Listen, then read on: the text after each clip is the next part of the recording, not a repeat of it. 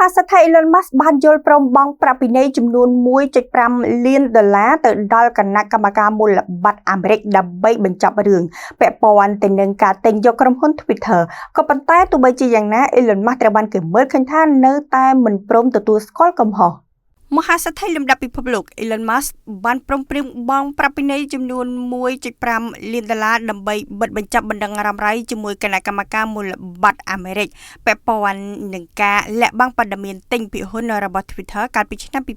2022 បើទោះបីជាទឹកប្រាក់ពិន័យនេះត្រូវបានចាត់ទុកថាវាមានចំនួនខ្ពស់បំផុតក្នុងប្រវត្តិសាស្ត្រសម្រាប់កំហុសប្រភេទនេះក៏ប៉ុន្តែវានៅតែរងការរិះគន់យ៉ាងចាស់ដៃពីមហាជនយោងតាមការចេញផ្សាយរបស់ Reuters បានឲ្យដឹងថា Elon Musk ត្រូវបានចាប់ប្រកាន់ថាបានបង្អង់យូរពេកក្នុងការប្រកាសពីការកាន់កាប់ភាគហ៊ុនរបស់ខ្លួនដែលអនុញ្ញាតឲ្យលោកចូលទិញភាគហ៊ុនក្នុងតម្លៃទាបនិងចំណេញប្រាក់រហូតដល់$150 លាន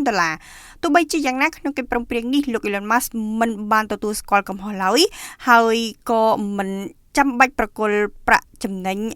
$150 លាននោះត្រឡប់មកវិញដែរមេធាវីរបស់លោកដែលមានឈ្មោះថា Alex Spiro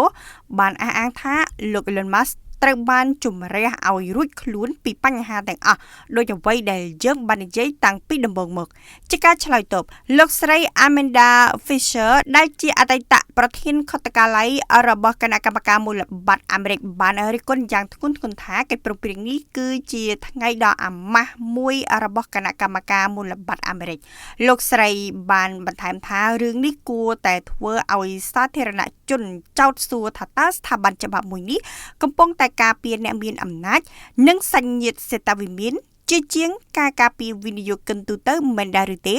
ការរិះគន់នេះកើតឡើងដោយសារតែគេមើលឃើញថាការផាកពិន័យត្រឹមតែចំនួន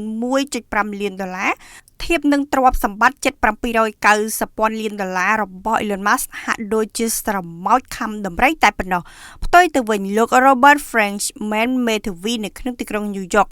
យល់ថាបើទោះបីជាប្រាក់តិចតួចមែនក៏ប៉ុន្តែវាគឺជាសារព្រមានមួយដល់ទីផ្សារថាច្បាប់ត្រូវអនុវត្តចំពោះគ្រប់រូបសូម្បីតែចំពោះលោក Elon Musk ក៏ដោយគូជម្រាបថាការដោះស្រាយនេះបានបិទបញ្ចប់ចំនួនផ្លូវច្បាប់ដ៏តានតឹងជាង7ឆ្នាំរវាង Elon Musk និងគណៈកម្មការមូលបត្រអាមេរិកដែលធ្លាប់មានតាំងពីរឿងក្តីរបស់ក្រុមហ៊ុន Tesla កាលពីឆ្នាំ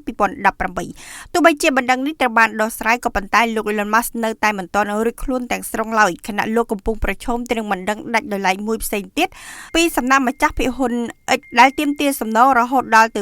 $2.5 ពាន់លានជុំវិញការធ្វើឲ្យខាតបង់ប្រយោជន៍របស់ពួកគេ